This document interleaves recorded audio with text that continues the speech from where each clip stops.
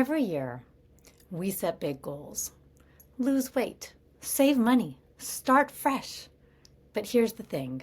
If you're not ready to make a change, that resolution, it might just stay a wish.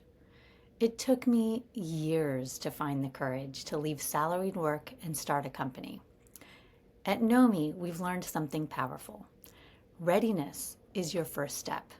It's about asking yourself, how prepared am I to take action? And what behaviors need to change? Do I know what steps to take or where to turn for help? When you take the time to reflect, even just for a moment, you unlock the key to real, lasting change. So before you dive into your New Year's resolutions, ask yourself, am I ready? That one question makes a world of difference. Share your thoughts below. What role has readiness played in your journey?